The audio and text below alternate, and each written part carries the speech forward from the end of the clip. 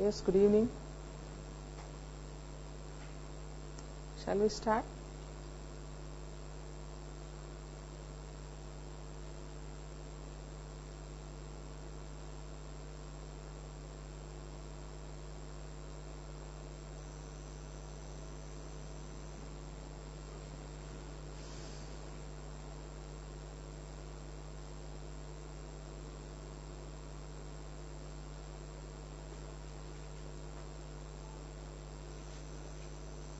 Yes, good evening, boys and girls.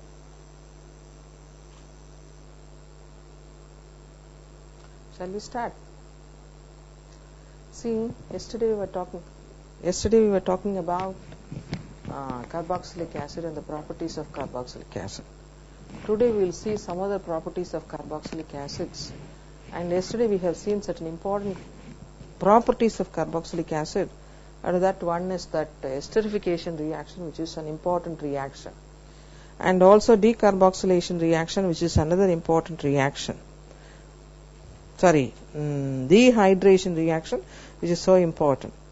Now we will pass on to the halogenation reaction. Suppose whenever you have either you can use thionyl chloride or PCl5.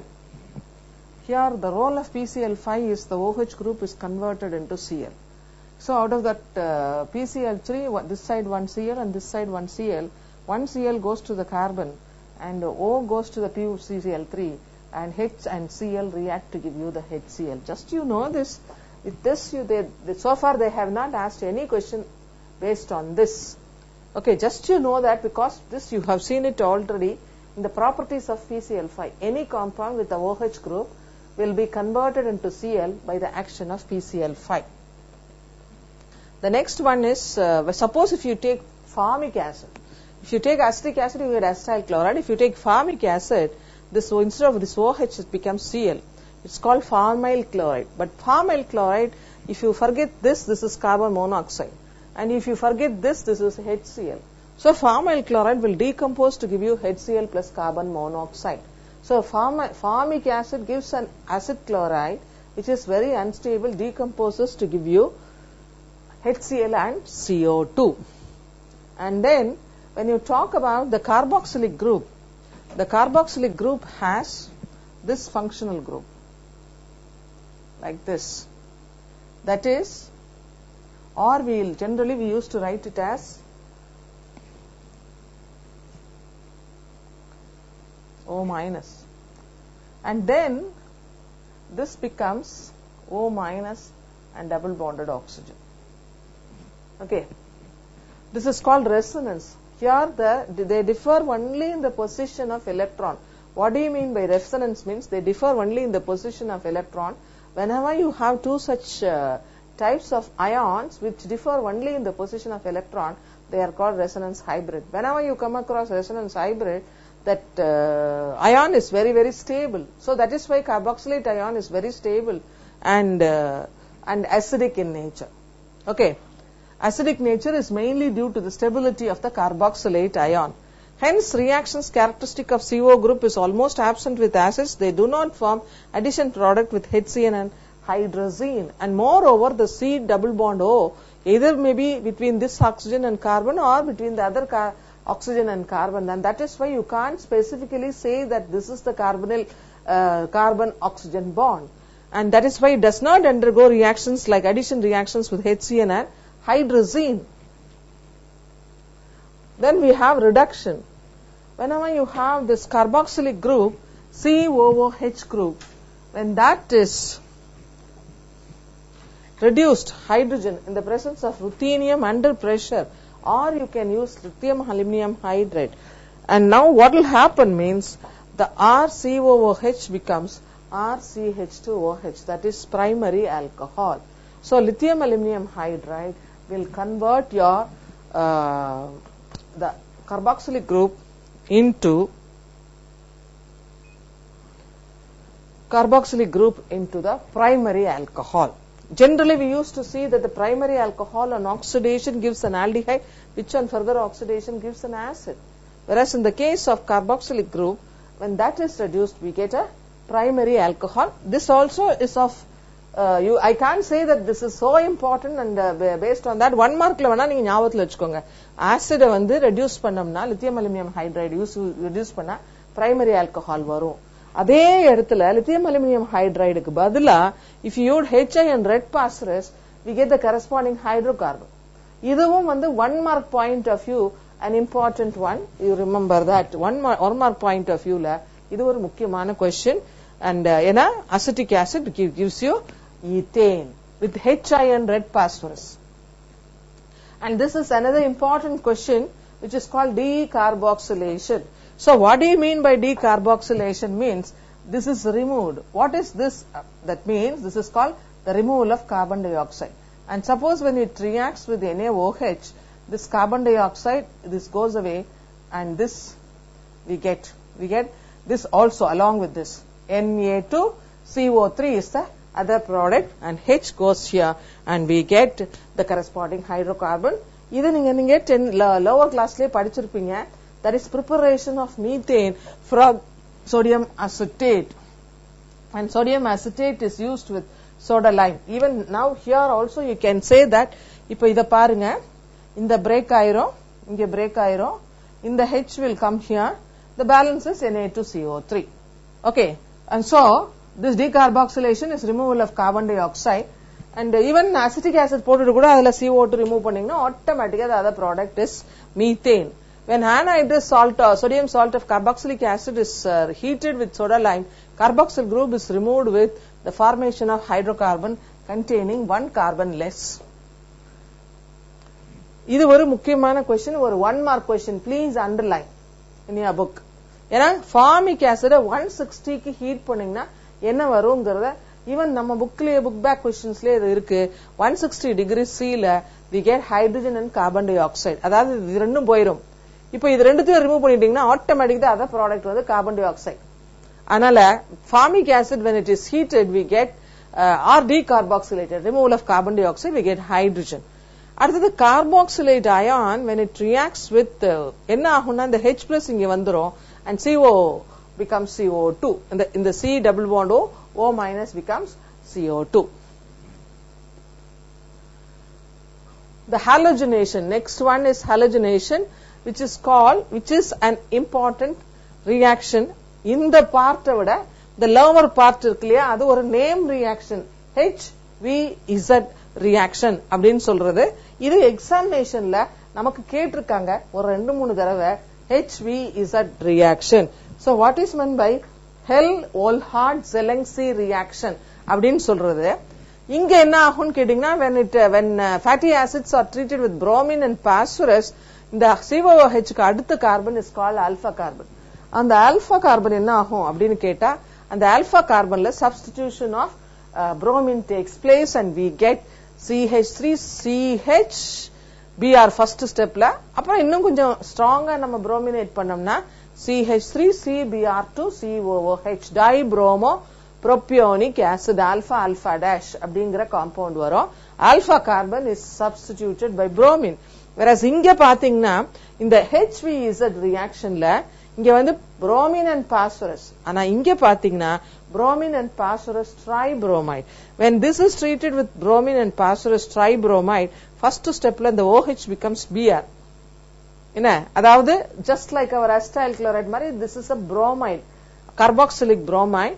and அது என்ன ஆகும்னு கேட்டீங்கன்னா அடுத்த ஸ்டெப்ல இந்த alpha carbon is also replaced by bromine. அப்புறம் hydrolysis take place. அதாவது இதே ரியாக்ஷன் தான், ஆனா that takes place in 2 steps. அதாவது என்ன ஆகும்னா the OH becomes an alide. ஆனா அதுக்கப்புறம் இந்த கடைசி ஸ்டெப்ல it becomes. அதனால HVZ reaction when the halogenation is carried out with the halogen and phosphorus trihalide, this you get this compound which is this reaction, and the reaction la we get the ultimate product is alpha bromo acid, carboxylic acid is obtained. அதனால இங்க ஆரம்பிச்சு இது வரைக்கும் நீங்க வந்து 3 marks question HVZ reaction. எல்லா reactionsமே நான் important னு சொல்லல. I am telling only certain reactions are important. அந்த மாதிரி Hell-Olhard-Zelensky reaction ங்கிறது ஒரு முக்கியமான reaction. அடுத்தது அமோனியாவோட ரொம்ப சிம்பிள் ரியாக்ஷன் தான். when any acid when it reacts with ammonia, we get the corresponding ammonium salt, which on heating loses. இங்க இருந்து 2 hydrogen போயிரும், இங்க இருந்து ஒரு oxygen போயிரும், and we get the acid amide is obtained. அதுலயும் திருப்பி இங்க இருந்து ஒரு oxygen, இதுல இருந்து ஒரு hydrogen remove பண்ணீங்கன்னா we get cyanide. இது எல்லாமே டீஹைட்ரேஷன். இந்த ஸ்டெப்புக்கு அடுத்தது இது ஃபர்ஸ்ட் டீஹைட்ரேஷன், அடுத்து டீஹைட்ரேஷன். அந்த டீஹைட்ரேஷன் நம்ம P2O5 is a dehydrating agent அப்படிங்கிற இடத்துலயே இதை பார்த்திருக்கோம். And formic acid reacts with ammonia to give you ammonium formate, and ammonium formate on heating gives you formamide. Okay, அதனால இது வந்து ஜஸ்ட் நேம் தெரிஞ்சுக்க வேண்டிய ஒரு ரியாக்ஷன் அவ்வளவுதான். அடுத்தது this is a name reaction when Gould's electrolytic reaction நீங்க பாத்தீங்கன்னா sodium salt of the carboxylic acid, that is CH3COONA, this is called sodium acetate. அதுல என்ன ஆகும் கேட்டீங்கன்னா இந்த கார்பன் டை ஆக்சைடு தனியா கார்பன் டை ஆக்சைடு போயிரும், இந்த Na ஆயிரும், இந்த CH3 இங்க வரும், and we get the corresponding hydrocarbon. இதை ஏற்கனவே நீங்க எங்க படிச்சிருக்கீங்கன்னா 11th standardல you have seen this reaction, and under this condition formic acid gives hydrogen. இதே ரியாக்ஷன் நம்ம பண்ணலாம் with sodium formate. இது sodium acetate-ன்றதுனால நமக்கு ethane is obtained. If you take இதே இடத்துல HH இருந்துச்சுன்னா HH கனெக்ட் ஆகி நமக்கு ஹைட்ரஜன் வரும் with formic acid. அடுத்தது dry distillation. This is an important 3 marks question. Already நம்மகிட்ட நிறைய தடவை இது வந்து கார்பனில் காம்பவுண்ட்ஸ்ல வரும். இது வந்து calcium salt of the acid on dry distillation என்ன ஆகும் அப்படின்னு கேட்டீங்கன்னா இது போயிடும். We get CH3COCH3, and this is CaCO3, and so we get acetone. This is preparation of acetone la neenga iда padipinga, and here also this is the dry distillation reaction of calcium salt of the fatty acids la you will come across. And reducing property அப்படினு சொல்லும் பொழுது இது ஒரு 5 marks question. page number 250 எடுத்துக்கோங்க. அதுல இந்த 5 marks question இருக்கு. reducing property அப்படிங்கிற ஒரு 5 marks question இருக்கு. அதாவது நீங்க formic acid எடுத்துட்டீங்கன்னா this is the formula for formic acid, HC double bond O OH. this is the formic acid. இந்த formic acidல இப்போ இத மாத்திரம் பாத்தீங்கன்னா forgetting this alone, if you look at this is the aldehyde. இது என்ன group தெரியுமா? அதாவது இந்த ஒரு question வந்து 3 marks questionலயும் கேட்கலாம், 5 marks questionலயும் கேட்கலாம். formic acid is a reducing agent, explain அப்படின்னு சொன்னா you draw this structure and you mark this. என்ன functional group? இந்த bracket குள்ள இருக்கிறது என்ன, இந்த box குள்ள இருக்கிறது என்ன functional group தெரியுமா? கேள்விப்பட்டிருக்கீங்களா? அல்லது இது என்ன functional group? அதாவது கேள்விப்பட்டிருக்கீங்களா? either you say that boxல இருக்கிறது சொல்லுங்க, அல்லது இதை சொல்லுங்க என்ன functional group அப்படின்னு சொல்லிட்டு. பாக்ஸ்குள்ள இருக்கிறது என்ன, அல்லது this one.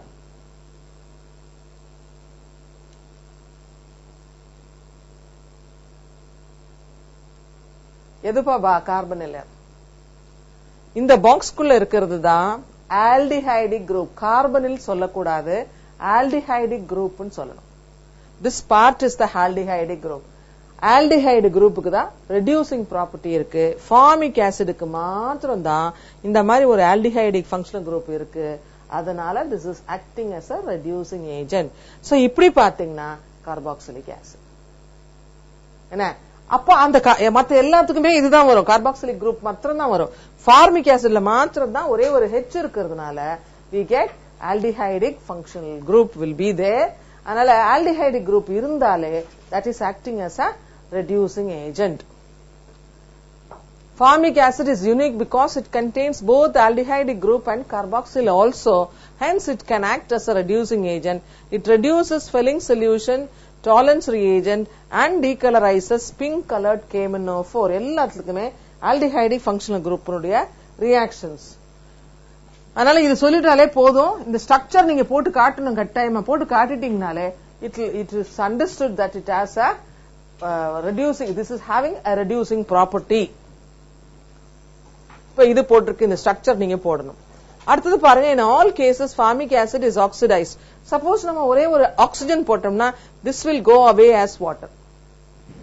இப்போ இத பாத்தீங்கன்னா இது வாட்டரா போயிரும், இங்க ஒரு ஆக்சிஜன் வந்துரும்.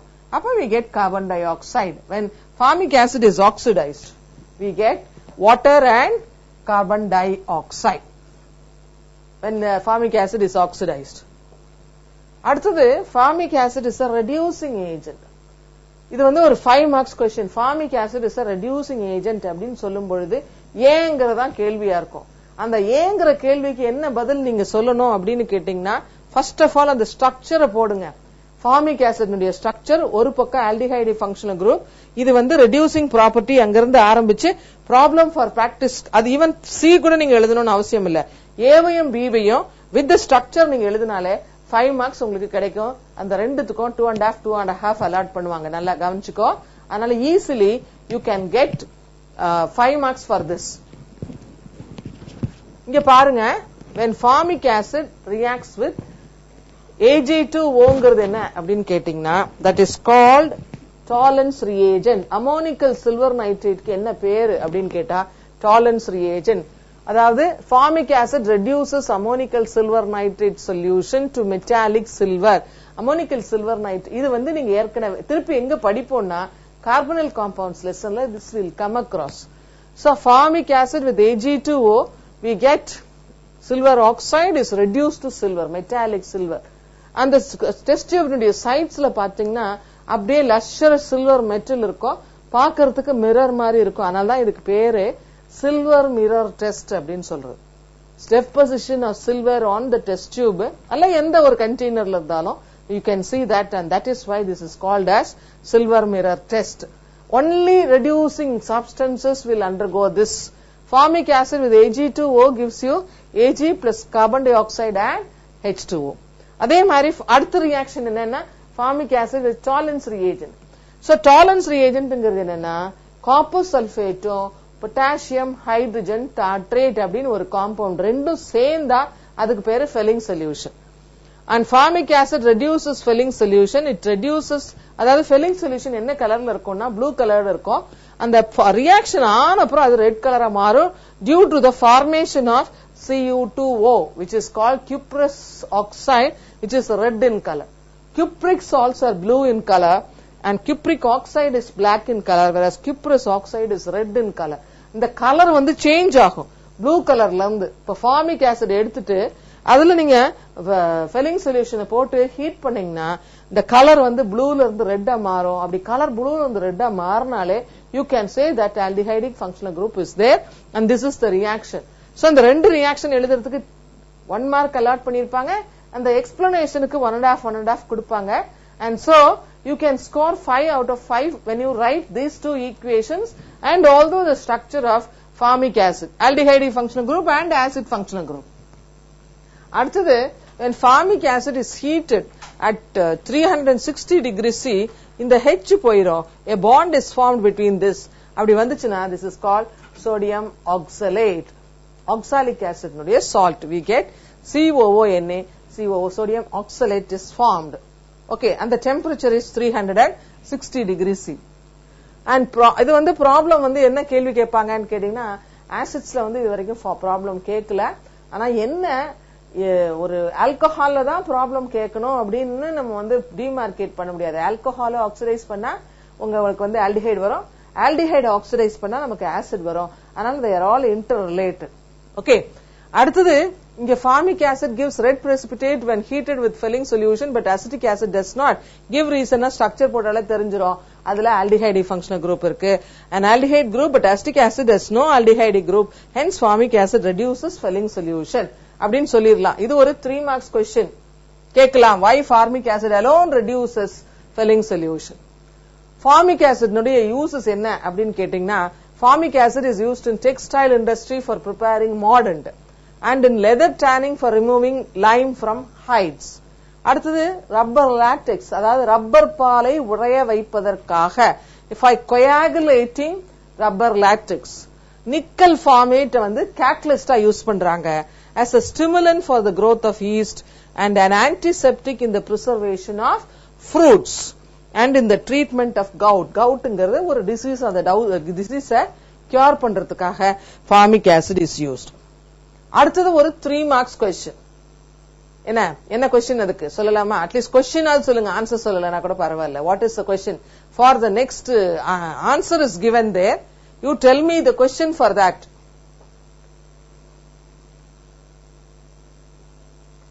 என்ன இதுக்கு question?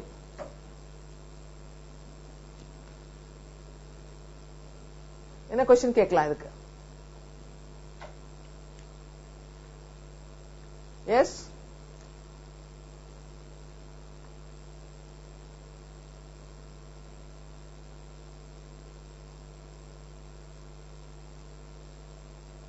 இது வந்து I think year before last கூட கேட்டிருந்த ஒரு question 3 marksல. என்ன question? சொல்லுங்க பரவாயில்ல.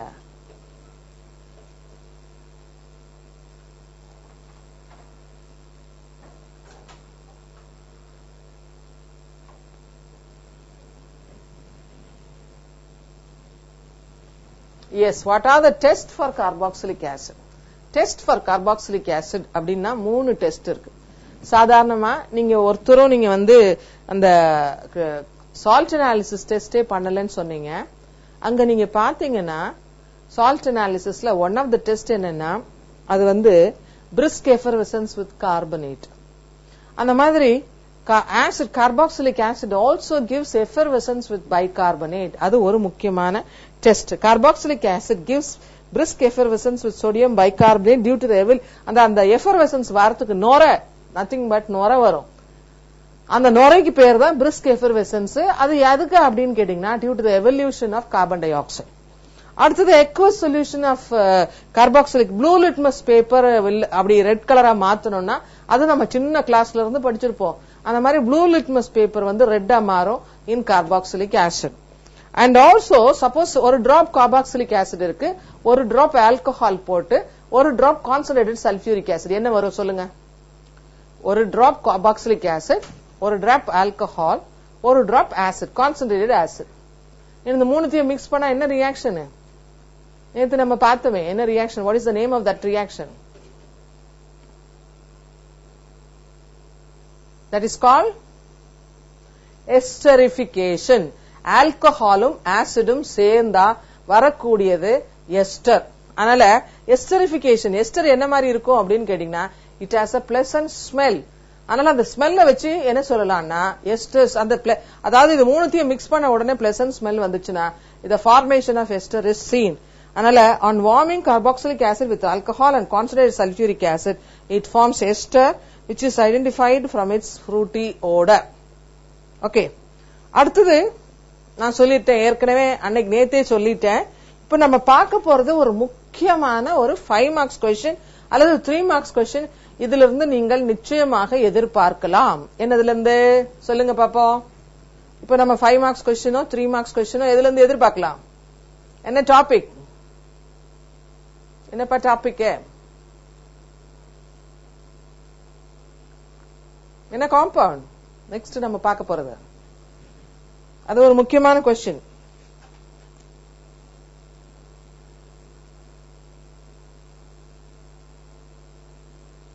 லாக்டிக் ஆசிட் பிரிப்பரேஷன் கேட்கலாம் அல்லது ப்ராப்பர்ட்டிஸ் கேட்கலாம்.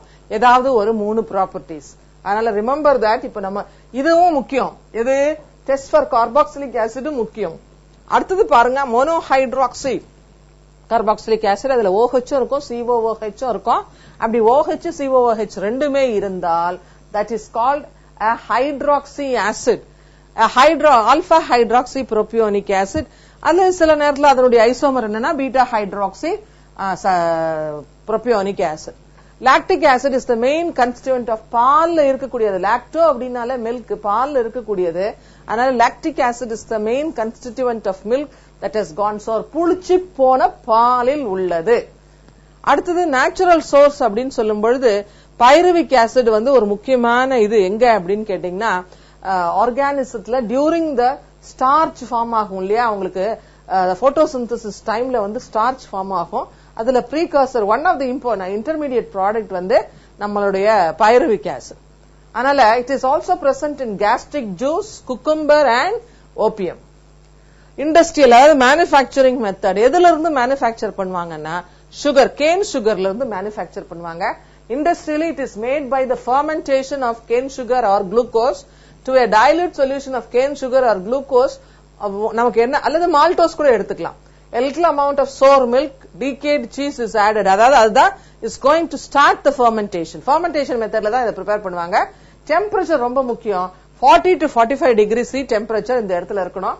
அது இல்லாம it takes about 6 days. 6 நாள் அதை வச்சிருக்கணும். அந்த மாதிரி 6 நாள் நமக்கு வச்சிருக்கும் பொழுது அதனால அண்டர்லைன் பண்ணிக்கோங்க 40 to 45 degrees C for 6 days. இங்க யூஸ் பண்ற அந்த மைக்ரோ ஆர்கானிசத்தினுடைய பேர் என்னன்னா Bacillus acidilacti, BAL. அது எழுதுறதுக்கு நமக்கு தெரியலன்னா BAL னு எழுதிருங்க. That is the bricks which brings fermentation. அப்ப என்ன ஆகும் ஃபர்ஸ்ட் அப்படின்னு கேட்டீங்கன்னா கேன் சுகர் நமக்கு எப்பயுமே ஹைட்ரலைஸ் பண்ணீங்கன்னா கேன் சுகர்ங்கிறது C12H22O11 அது ஹைட்ரலைஸ் பண்ணா we get C6H12O6. ஒன்னு வந்து குளுக்கோஸ், இன்னொன்னு வந்து ஃப்ரக்டோஸ், C6H12O6 ஃப்ரக்டோஸ். சோ இது என்ன ஆகும் அடுத்த ஸ்டெப்ல அப்படின்னு கேட்டீங்கன்னா CH3CO COOH. இதுதான் என்ன சொல்றாங்க அப்படின்னு கேட்டீங்கன்னா மெத்தில் கிளைஆக்சால், அதாவது மெத்தில் கிளைஆக்சாலிக் ஆசிட். ஃபர்ஸ்ட் வந்து CHO வரும், இது மித்தைல் கிளைஆக்சால். இந்த மித்தைல் கிளைஆக்சால் காம்பவுண்ட் என்ன ஆகும் during this fermentation process becomes this compound which is called lactic acid, which is optically active compound. This is called lactic acid, which is an optically active compound. Okay, so in this method we get நமக்கு என்ன கிடைக்கும் அப்படின்னு கேட்டீங்கன்னா lactic acid, manufacturing method of preparing lactic acid. இதுதான் நீங்க இந்த equation BAL னு எழுதிட்டா கூட போதும். அந்த ஈக்குவேஷன் மேல we get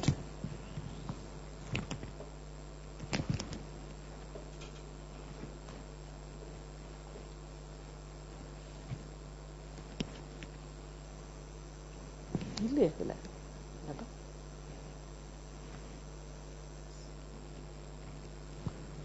So this is called C12H22O11. First step la we get glucose and fructose, which becomes CH3COCHO, that is methyl glyoxal, and which becomes lactic acid. This is the manufacturing method of preparing lactic acid. இதுக்கு கட்டாயமா நம்ம equation எழுதணும். அதாவது சுக்ரோஸ்ல இருந்து glucose plus fructose, அடுத்தது glucose அல்லது fructose BAL முன்னால methyl glyoxal, which becomes lactic acid. The lactic acid already you have seen it in optical isomerism. அடுத்தது synthesis from acetylene. இது எப்படின்னு கேட்டீங்கன்னா கார்பனும் ஹைட்ரஜனும் சேர்ந்தா we get C2H2. அதுல என்ன hydrolysis of this compound, this is called acetylene. Hydrolysis of this compound gives you acetaldehyde. And the acetaldehyde la if you add hydrogen cyanide, cyanohydrin of acetaldehyde ஒரு compound வரும், which on hydrolysis we get CH3 CHOH COOH. இது second method. இந்த மெத்தட்ல synthesis அப்படின்றது, அதாவது லேப்ல prepare பண்ற carbon and ஹைட்ரஜனை வச்சு, இது வந்து முன்னால அது வந்து மேனுஃபேக்சரிங் மெத்தட்ல ஆல்ரெடி எக்ஸிஸ்டிங் குளுக்கோஸ பிரேக் பண்ணி 3 கார்பன் இருக்கிற லாக்டிக் ஆசிடா மாத்திரம். இதுல ஒரே ஒரு கார்பனை அதை கனெக்ட் பண்ணி 2 கார்பன் ஆக்கி அதுக்கப்புறம் ஹைட்ரஜன் சயனைட் போட்டு 3 கார்பன் ஆக்கி we prepare this lactic acid. So this is this method. It is converted into cyanohydrin on treatment with HCN, which is then hydrolyzed to get lactic acid. C2C plus H2 gives you, in the presence of electric arc, this is the reaction. The acetylene acetaldehyde மாறும் பொழுது mercuric salts are used as catalyst. Yes பா, என்ன ஏதாவது வேணுமா சொல்லுங்க. Yes, any doubt?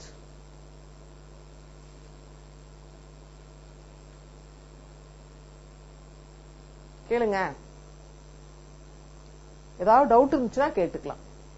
ஏன்னா இந்த மெத்தட்ல ஏதாவது ஒரு மெத்தட் வந்து கேட்கறதுக்கு வாய்ப்புகள் இருக்கு. ஓகே,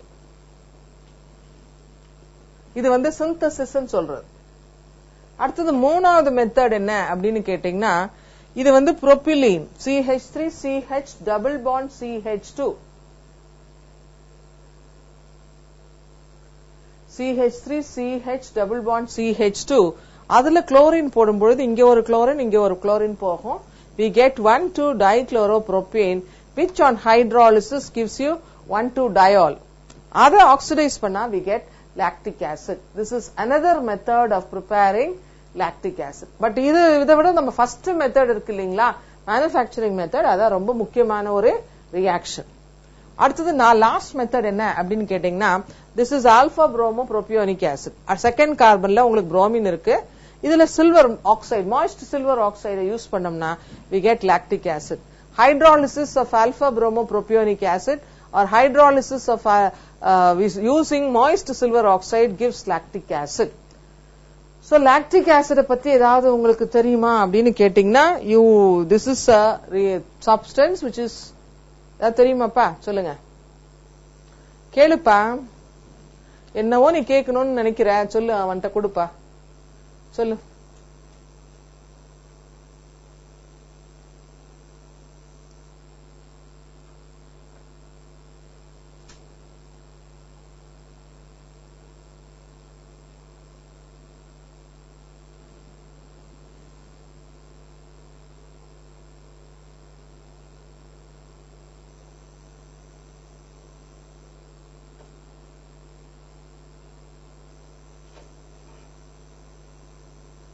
என்ன டவுட் இருக்குப்பா? எஸ் யுவராஜ்.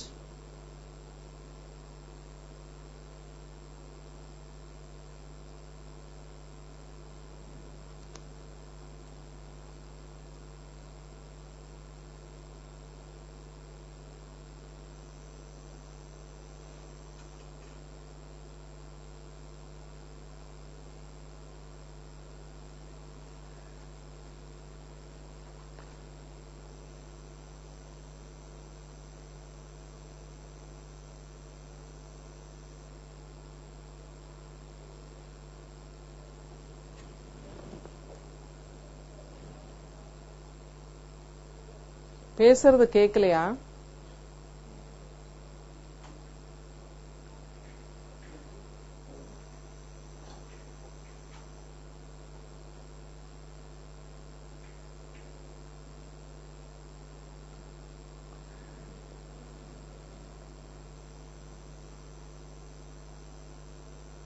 என்ன ப்ராப்ளம் அங்க? அது தெரிஞ்சுக்கிட்டா பெட்டரா இருக்கும் இல்லையா? ஏன்னா நம்ம சொல்ல போறது வந்து ரொம்ப முக்கியமான ஒரு டாபிக், ஃப்ரம் விச் வெரி ஃப்ரீக்வெண்டா நிறைய தடவை இந்த லாக்டிக் ஆசிட்ல இருந்து கொஸ்டின்ஸ் கேட்டிருக்காங்க. மேனுஃபேக்சரிங் மெத்தட் அண்ட் சிந்தசிஸ் வந்து நீங்க நிறைய தடவை கேட்டிருக்காங்க. இப்போ நம்ம நோட் எடுத்துக்கலாமா? ஏன்னா இதுக்கு வந்து எத்தனை ப்ராப்பர்ட்டிஸ் இருக்குன்னா ஜஸ்ட் 5 ப்ராப்பர்ட்டிஸ் இருக்கு. அந்த 5 ப்ராப்பர்ட்டில 3 ப்ராப்பர்ட்டி வந்து எக்ஸாம்ல நிறைய தடவை கேட்டிருக்காங்க. அதனால இப்ப லாக்டிக் ஆசிட் எடுத்துட்டீங்கன்னா, சப்போஸ் நான் வந்து எழுதி போடுறதுக்கு ரெடியா இருக்கிறேன், you just copy what I write, because அந்த 5 ப்ராப்பர்ட்டிஸ்ல 3 property definitely very frequently asked question. Properties of lactic acid 5 தான். அது 5 படிச்சீங்கன்னா அதுல இருந்து 1 ப்ராப்பர்ட்டி கேன் பி ஆஸ்ட்.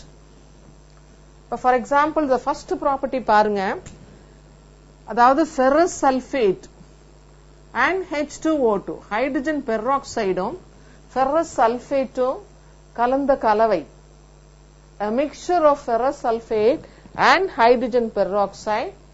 அதுக்கு ஒரு பேர் இருக்கு, என்ன அப்படின்னு கேட்டீங்கன்னா ஃபென்டான்ஸ் reagent அல்லது Fe+2 கூட எழுதலாம் with H2O2. Fe+2, அதாவது வாட் இஸ் ஃபென்டான்ஸ் ரியேஜென்ட் எழுதிக்கோ. ஃபர்ஸ்ட் ஃபென்டான்ஸ் ரியேஜென்ட்னா என்னன்றத நோட் பண்ணிக்கோ. ஃபென்டான்ஸ் ரியேஜென்ட் மைல்ட் ஆக்சிடைசிங் ஏஜென்ட். இது கிளிசரால்ல கூட நீங்க படிச்சிருப்பீங்க ஃபென்டான்ஸ் ரியேஜென்ட்ங்கிறத. எக்ஸாம்ல கேட்கலாம் வாட் இஸ் ஃபென்டான்ஸ் ரியேஜென்ட்ங்கிறத. அதே மாதிரி வாட் இஸ் அமோனிக்கல் சில்வர் நைட்ரேட்னுடைய பேர் வந்து டாலன்ஸ் ரியேஜென்ட், அதுவும் நமக்கு எக்ஸாம்ல கேட்கலாம். Ferrous sulphate with H2O2 we get Fenton's reagent. Fe2 plus H2O2 கூட அதை எழுதலாம். அந்த ஃபென்டான்ஸ் ரியேஜென்ட் வந்து ஒரு மைல்டு ஆக்சிடைசிங் ஏஜென்ட். அதனால அந்த மைல்டு, அதாவது அது ஒரு மார்க். வாட் இஸ் ஃபென்டான்ஸ் ரியேஜென்ட்ங்கிறது ஒரு மார்க். இப்போ இந்த மைல்டு ஆக்சிடைசிங் ஏஜென்ட் என்ன பண்ணும், இந்த பார்ட் ஆஃப் த லாக்டிக் ஆசிட மாத்திரம் CO-வா மாத்தும்.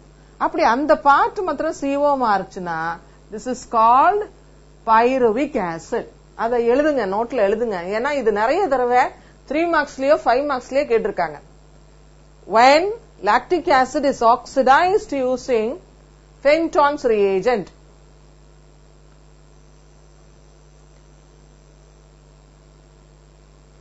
lactic acid on oxidation CH3 CHOH COOH with Fenton's reagent.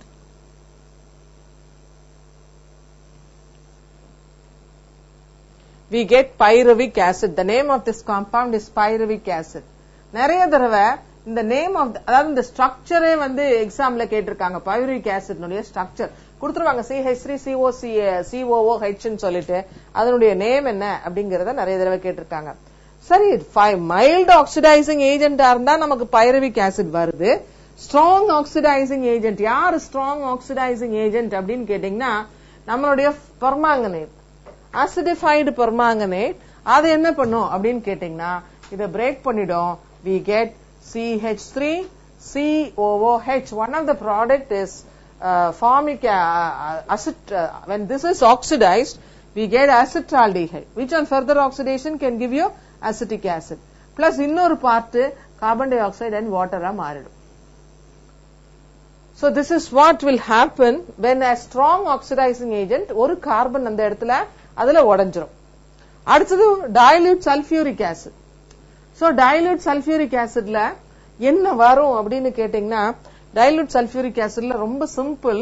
நம்ம CH3 CHOH COOH இதுதான் லாக்டிக் ஆசிட். அது இப்படி பிரேக் ஆகும். இது பேர் தெரியுமா, சொல்லலாமா? when lactic acid is treated with dilute sulfuric acid, this is the product. எழுதலாம் நோட்ல. சொல்லுங்க என்ன ப்ராடக்ட் நேம் என்னன்னு. dilute sulfuric acid. என்ன name of the product?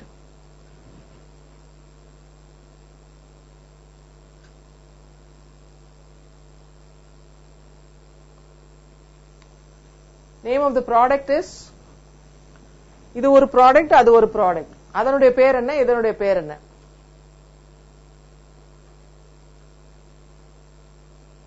HCOOH னா என்ன பேரு?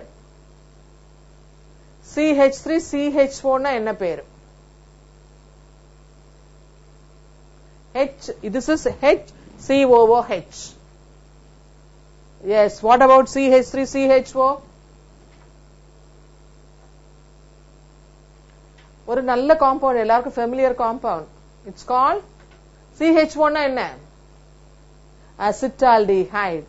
so one product is, when this is hydrolyzed using dilute sulfuric acid, one of the product is CH3 CHO, the other, this is called acetaldehyde, and this is called formic acid. ஏன்னா இந்த இடத்துல நல்லா ஞாபகத்துல வச்சுக்கோங்க, dilute sulfuric acid இருந்தா this is the product. இதே concentrated sulfuric acid இருந்தா we get a different product. color, இது வந்து colorless syrupy liquid hygroscopic lactic acid and extremely soluble in water. இதுல வந்து ரெண்டு ஃபங்க்ஷனல் குரூப் இருக்கு, உங்களுக்கு தெரியும். இப்ப நம்ம பாக்குறது எல்லாமே ஹைட்ராக்சி ஃபங்க்ஷனல் குரூப்புக்கு தான். அதாவது OH குரூப்பும் இருக்கும், COOH குரூப்பும் இருக்கும். அதனால இது ஆக்சிடைஸ் பண்ணா we get pyruvic acid, and this on oxidation using permanganate we get acetaldehyde, and with dilute sulfuric acid we get acetaldehyde and formic acid. And the next one is, this is called haloform reaction. கேள்விப்பட்டிருக்கீங்களா haloform reaction? haloform reaction க்கு என்ன முக்கியமான ஒரு criteria, which is the criteria for haloform reaction? என்ன compound will undergo haloform reaction? நீங்க படிச்சிருப்பீங்க, ஏற்கனவே படிச்சிருப்பீங்க நிறைய காம்பவுண்ட்ல. ஈவன் நம்ம ஆல்கஹால்ஸ்ல கூட படிச்சிருக்கோம். What is a condition or a criteria for a haloform reaction? என்ன குரூப் இருந்தா அது undergoes haloform reaction?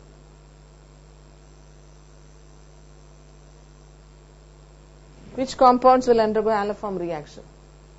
தெரியுமா?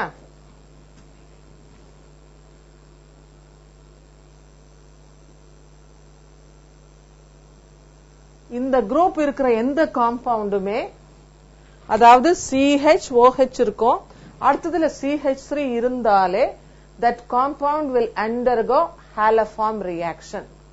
So இதே இடத்துல இந்த COOH க்கு பதிலா H வந்தா எத்தனால், என்ன CH3 வந்தா ஐசோப்ரோபைல் ஆல்கஹால், C2H5 வந்தா பியூட்டைல் ஆல்கஹால், COOH வந்தா லாக்டிக் ஆசிட். இந்த எல்லா காம்பவுண்டுமே undergoes haloform reaction. அந்த haloform reactionல என்னன்னா, ஃபர்ஸ்ட் ஸ்டெப்ல இதை ஆக்சிடைஸ் பண்ணீங்கன்னா நமக்கு தெரியும் பைருவிக் ஆசிட் இஸ் obtained. அத அயோடினேட் பண்ணோம்னா it becomes triiodopyruvic acid. When that is treated with sodium hydroxide, we get iodoform and sodium oxalate. Okay, இது அந்த அளவுக்கு நம்மட்ட கேட்டது இல்ல, but because of this group this undergoes haloform reaction தெரிஞ்சு வச்சுக்கோங்க. ஓகே, அடுத்த ரியாக்ஷனும் இப்ப முதல் ரெண்டு ரியாக்ஷனும் இந்த ரியாக்ஷனும் very often asked question. என்ன PCl5 என்ன பண்ணும்? PCl5 னுடைய ரோல் என்ன சொல்லுங்க பாப்போம். What will happen when PCl5, when lactic acid is treated with PCl5? Lactic acid with PCl5, what will you get? What is the role of PCl5? எப்பயுமே என்ன ஆகும்? எந்த குரூப் ரீப்ளேஸ் பண்ணும் PCl5?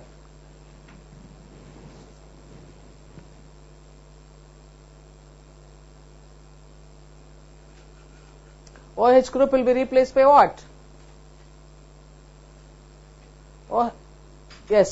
When CH3OH, CHOH, COOH, அதுல நம்ம PCl5 போட்டீங்கன்னா, இதை எழுதுங்க. இந்த இடத்துலயும் Cl ஆயிரும், இந்த இடத்துலயும் Cl ஆயிரும். எழுதுங்க. This is called lactyl chloride in pair. ரொம்ப simple reaction. Sometimes இதுல நீங்க you can score mark in this. அடுத்த ரியாக்ஷன் கம்பல்சரியா நீங்க தெரிஞ்சு வச்சிருக்க வேண்டிய ரியாக்ஷன், எழுத வேண்டிய reaction.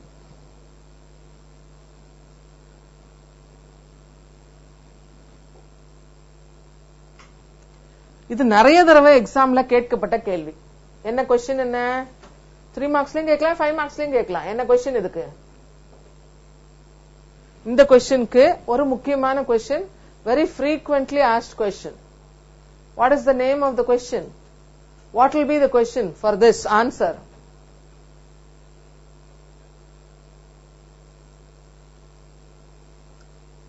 What will be the question for this answer?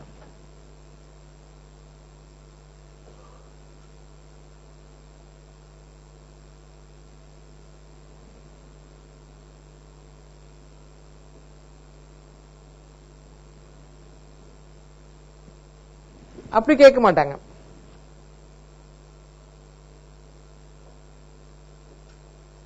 அப்படி கேட்க மாட்டாங்கப்பா.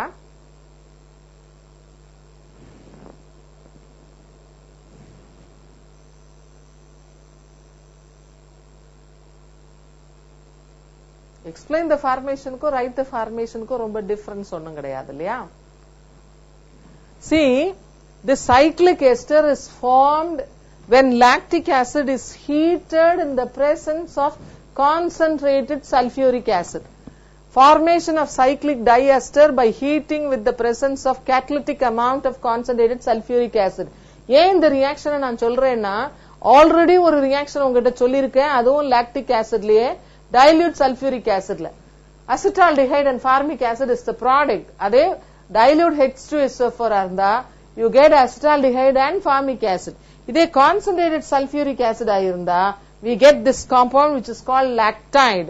இது என்ன அப்படின்னு கேட்டீங்கன்னா, இப்போ அசிட்டிக் ஆசிட் இப்படி எழுதலாம், CHOH COOH. அடுத்த அசிட்டிக் ஆசிட் என்ன பண்ணலாம்னா HOOC CHOH CH3. இதுல என்ன ஆக போகுதுன்னா இதுல இருந்து ஒரு OHம் இதுல இருந்து ஒரு Hம் போயிரும். அதே மாதிரி இதுல இருந்து ஒரு Hம் இதுல இருந்து ஒரு OHம் போயிரும். அப்படி போயிட்டீங்கன்னா we get a 6-membered ring. இந்த இடத்துல CH3 இருக்கா, you can write the 6-membered ring. அது எதோட கனெக்ட் ஆயிருக்குன்னா CH ஓட கனெக்ட் ஆயிருக்கு. அதுக்கப்புறம் இங்க என்ன இருக்கு அப்படின்னு கேட்டீங்கன்னா ஒரு ஆக்சிஜன் இருக்கு. இங்க என்ன இருக்குன்னா ஒரு CO இருக்கு. இந்த CO யாரோட கனெக்ட் ஆயிருக்கு அப்படின்னு கேட்டீங்கன்னா இந்த ஆக்சிஜனோட. இது யாரோட கனெக்ட் ஆயிருக்குன்னா ஒரு CH3. and here this is the cyclic ester. Draw the structure, very often asked question. அதுக்கு பேரு லாக்டைடு அப்படின்னு. இதை எழுதும் போது ஒரு முக்கியமான பாயிண்ட் ஞாபகத்துல வச்சுக்கோங்க. இந்த ஆக்சிஜனுக்கு ஆப்போசிட் சைடுல ஆக்சிஜன் இருக்கும், CO ஆப்போசிட் சைடுல CO இருக்கும், CH3 CH ஆப்போசிட் சைடுல CH3 CH இருக்கும்.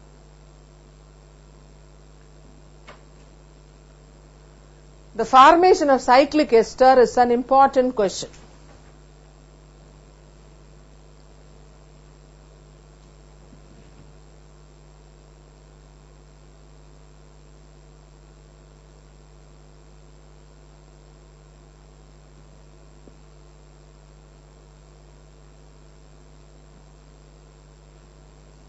Uses of lactic acid வரும்பொழுது soft drinks, என்ன soft drinks example?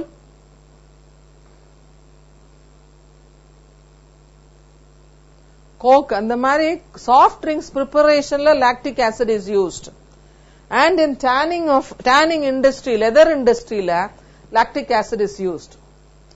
And in the treatment of digestive disorder, உங்களுக்கே தெரியும் சின்ன பிள்ளைங்களுக்கு especially infantsக்கு அவங்களுக்கு இந்த சாப்பிடும் பொழுது டைஜஷன் சரியில்லை அப்படின்னு கேட்டா அவங்க சாதாரண மில்க் அவாய்ட் பண்ணிடுவாங்க. அந்த டைம்ல they use lactogen ஒரு காம்பவுண்ட், அது nothing but a compound of lactic acid. அதனாலதான் this is used as in the treatment of digestive disorder in children. அதனால அது one of the uses of lactic acid. Preparation of lactates and ethyl lactate acts as a solvent.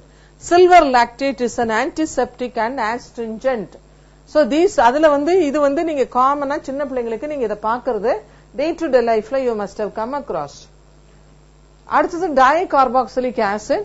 So what is meant by dicarboxylic acid அப்படின்னு கேட்டீங்கன்னா they contain 2 COOH group. ஒரே ஒரு COOH group இருக்கிறதுக்கு பதிலா ரெண்டு இருந்துச்சுன்னா அதுக்கு dicarboxylic acid ன்னு சொல்லுவாங்க. அதுல பாத்தீங்கன்னா the 2 COOH group at each end of the saturated hydrocarbon chain. The general formula is COOH, நடுவுல CH2 to the power n COOH, where n may be 0. இப்ப n 0 வந்ததுன்னா அதுல oxalic acid. n is equal to 1 ன்னு கேட்டீங்கன்னா malonic acid. n is equal to 2 னா succinic acid, 3 னா glutamic acid, 4 னா adipic acid.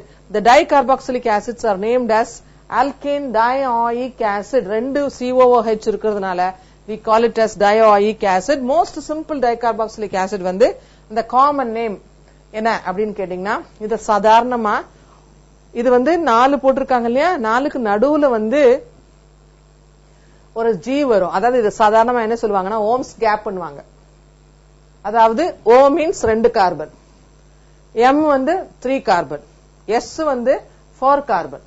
அடுத்தது இதுக்கு நடுவுல 5 கார்பன் இருக்கிற சிஸ்டம் வரும், அதுக்கு பேரு குளூட்டாமிக் ஆசிட். அடுத்தது இது அடிபிக் ஆசிட். அடுத்தது P வரும், அதுல 6 கார்பன் இருக்கு, அடுத்துல 7 கார்பன் இருக்கும். அது சாதாரணமா ஹோம்ஸ் கேப் அப்படின்னு சொல்லுவாங்க. அதுல அது ஆக்சாலிக், மெலனிக், சக்சீனிக், குளூட்டாமிக், அடிபிக் அப்படின்னு சொல்லிட்டு போயிட்டே இருக்கலாம். இதை வச்சு நமக்கு இந்த கார்பன், இது 2 கார்பன் இருக்கிறதுனால we call it as ethane dioic acid. அடுத்தது 3 கார்பன் இருக்கும் பொழுது we call it as propane dioic acid. Ordinary name malonic acid.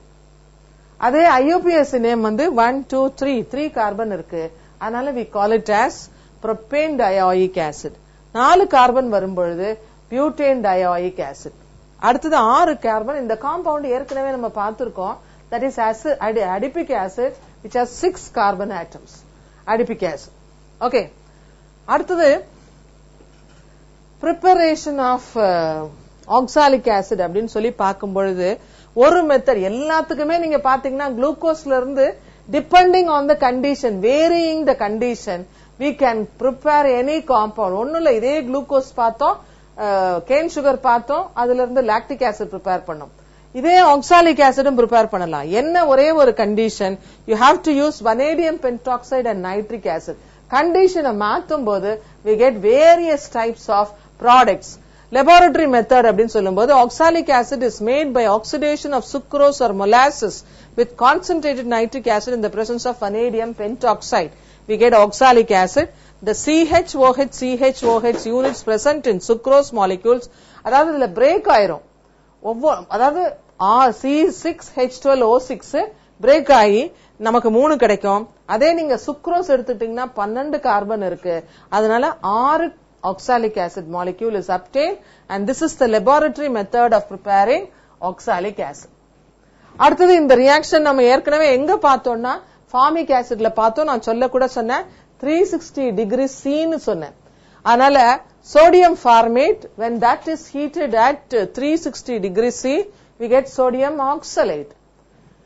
the sodium oxalate என்ன ஆகும் அப்படின்னு கேட்டீங்கன்னா அடுத்த ஸ்டெப்ல இந்த sodium oxalateல calcium hydroxide போட்டீங்கன்னா it becomes calcium oxalate. It is a white precipitate. அதுல நமக்கு ஆசிட் போட்டீங்கன்னா we get oxalic acid. இதுவும் நீங்க பாத்தீங்கன்னா salt analysisல கால்சியத்துக்கு ஒரு டெஸ்ட் என்னன்னா it gives you a white precipitate with oxalic acid. அது ஃபைனலா நமக்கு this I mean hydrolysis that gives you நமக்கு oxalic acid. அடுத்தது oxalic acid cyanogen ஒரு காம்பவுண்ட் அல்லது glycol ஒரு காம்பவுண்ட். See இது நம்ம எங்க படிச்சிருக்கோம்னா glycol reaction பார்த்திருக்கோம். This on oxidation gives you oxalic acid. அல்லது cyanogen ஒரு காம்பவுண்ட் CNCN இருக்கும்.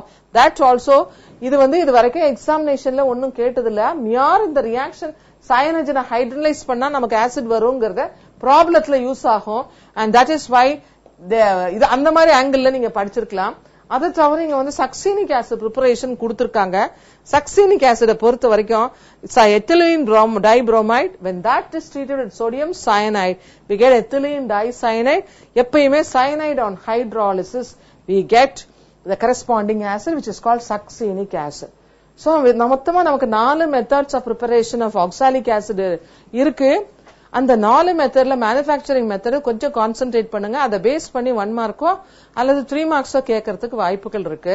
சயனைடை ஹைட்ரலைஸ் பண்ணீங்கன்னா we get acidங்கிறத தெரிஞ்சுக்கோங்க.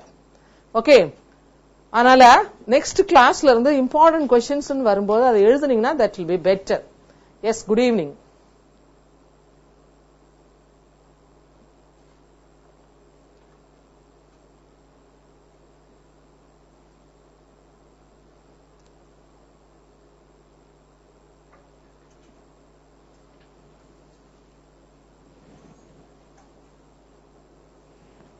இங்க